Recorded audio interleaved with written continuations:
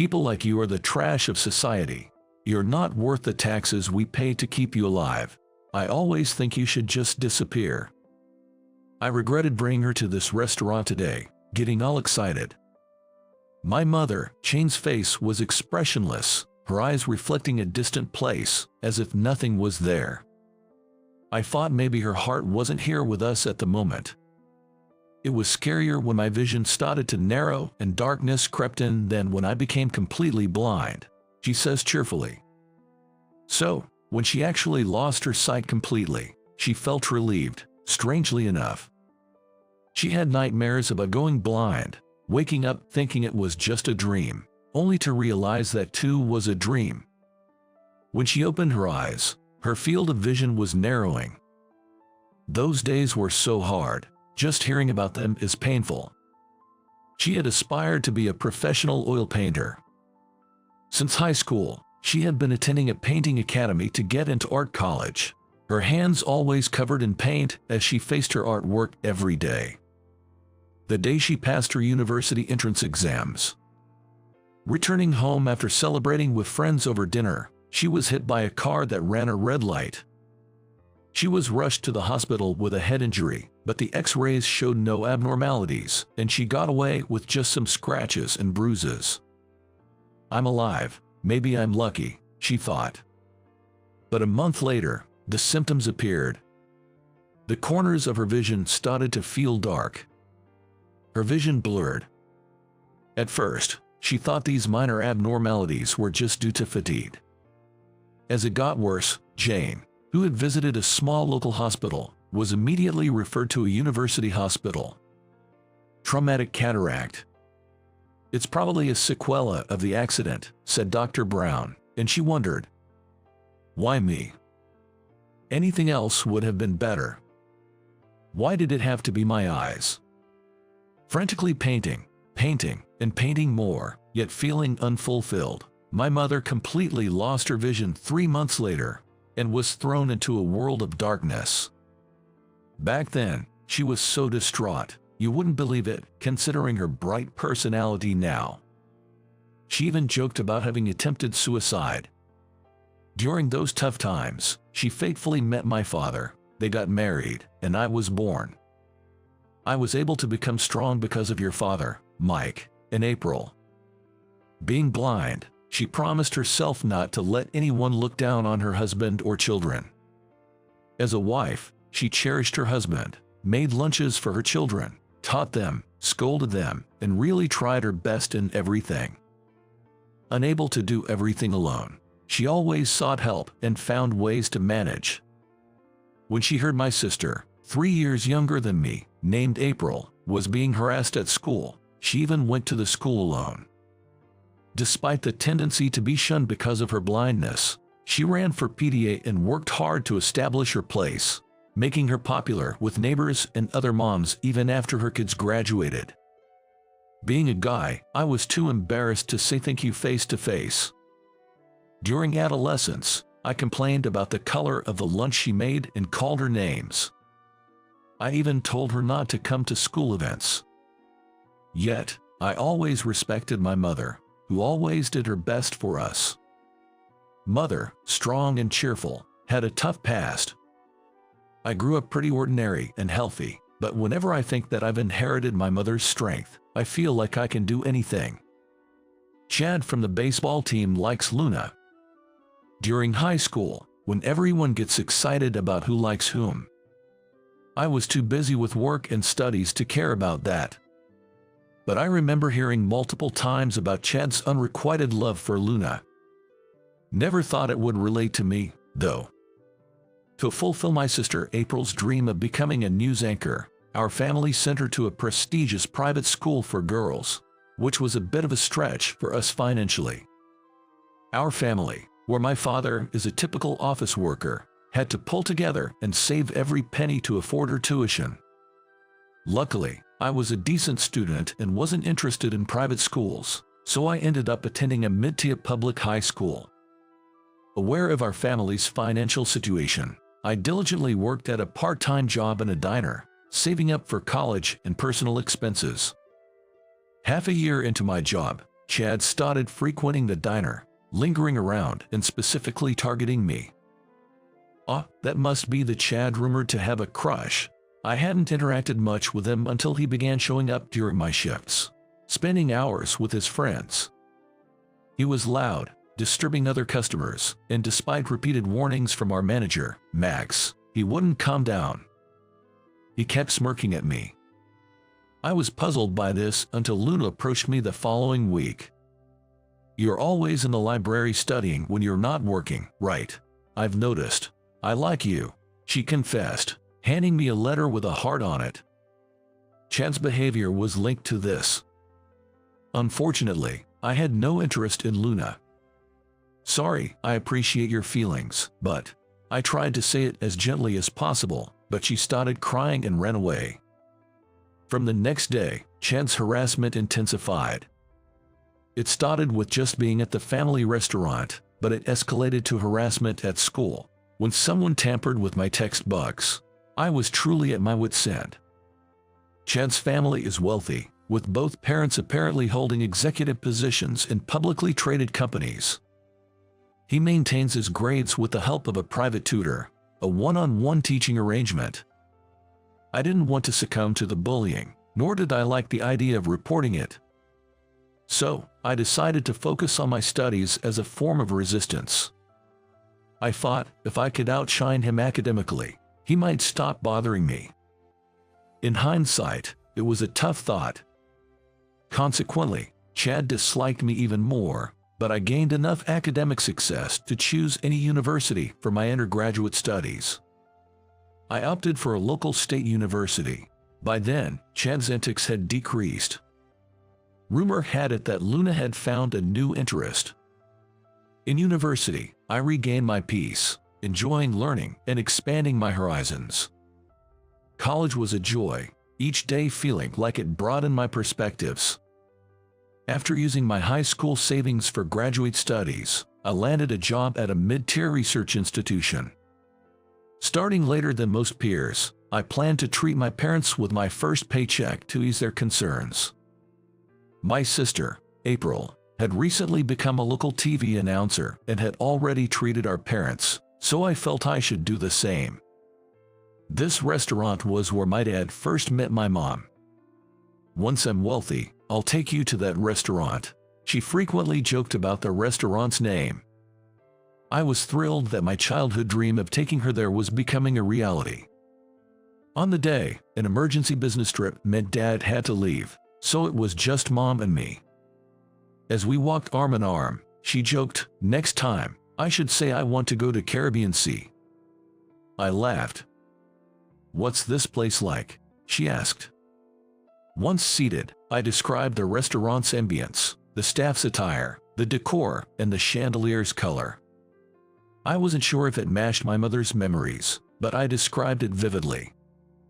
Then, a familiar voice said, "Mike, long time no see." It was Chad in an expensive suit. He sat in my father's seat and started boasting about his life and invited. He had attended a top university and landed a job at a major company through his parents' influence. This made me think of the costs of elite education. Being part of the elite means hardly working while the paychecks roll in. Life's easy. "So, what about you, Mike? Still at the diner part-time?" he asked with spite, maintaining our old hierarchy. I disliked the idea that anything I said would make me seem inferior. Composed, I spoke of my academic journey, my research job, and bringing my mom here with my first paycheck. "This place must have been a stretch on your first paycheck, huh? I come here often, but for someone with less, it's a big expense," he taunted. Despite his attempts to provoke me, I remained calm but frustrated. I wanted him to leave, mindful of my silent mother. "As it's a special occasion, I'd appreciate it if you left. Our meal is about to arrive." Perhaps it was my blunt demand for him to leave that bored Chad, who then turned to look at my mother. He seemed to realize that she couldn't see him.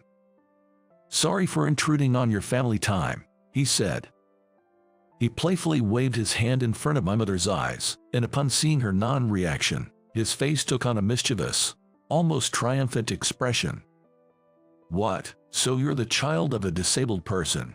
My anger surged, and I was about to raise my voice, but I regained my composure when my mother called out, "Mike." Chad respectfully pulled a business card from his pocket. "I'm Mike's high school classmate, Chad. If you have a disability, our company can offer some support. Here's my business card," he said. He mentioned the company's name and handed the card to my mother. "Oh, you can see, my apologies." His insincerity was obvious. My mother remained silent. Well, it seemed Chad was trying to take advantage of the company's promotion of supporting people with disabilities. "I think people like you are a drain on society. Not worth living off our taxes, right? Ever thought it'd be better for the country if you just disappeared?" With a beaming smile, I was about to ask my mom, "I think this guy is going to ruin the entire celebration." Just as I was considering asking the staff to have him escorted out, my mom said quietly, "Handing out your company's card, you are representing them. Should I take what you just said as your true feelings?" My mother faced Chad with her sightless eyes. Responding with a strong tone and a mocking air, Chad retorted, "Wouldn't the world be much better off if all disabled people just disappeared? There are plenty of them at my company, and it's sickening. Is this some kind of charity work or what?" I expected my mom to respond firmly, but she simply said, "It's such a pity to see a young person with so much potential having such thoughts," and then she fell silent. Can't even argue because it hit too close to home, huh? Saying this, Chad got up from his seat looking uninterested. "Since it's a special occasion, let me share some good advice with you," my mom said. "Tomorrow, you'll be called to the executive's office and lose an important job. I may be blind, but I can see your future. It wouldn't be fair not to tell you," she said with a laugh. Chad scoffed, dismissing her as delusional, and left, satisfied with having spoiled the mood. "Sorry for ruining our celebratory dinner," my mother apologized. "It wasn't her fault. Chad was an acquaintance of mine. I should have ignored him from the start." "What was that prediction about?" I asked her. I'd never heard her say something like that before. But it didn't seem like she'd easily lie about knowing the future. She was definitely up to something. "You'll understand by tomorrow," she said, with just that one sentence, and I could feel the pressure in her voice, indicating that she didn't want to discuss this topic any further. As the dishes started to arrive and I explained the colors and presentation to my mom, who was surprised by the deliciousness, thoughts of Chad gradually slipped from my mind. In the taxi home, my mother's distant gaze, despite her blindness, troubled me. The next day, during my break at work, I checked my phone to find several missed calls from an unknown number. "Is that you, Mike? Sorry, please hear me out. I was wrong." When I called back, I heard Chad's voice. However, I could sense an atmosphere of desperation, as if he was on the verge of tears. It seems he had gone through great lengths to get my contact info through a classmate, since we hadn't exchanged numbers. "Please, I apologize for everything.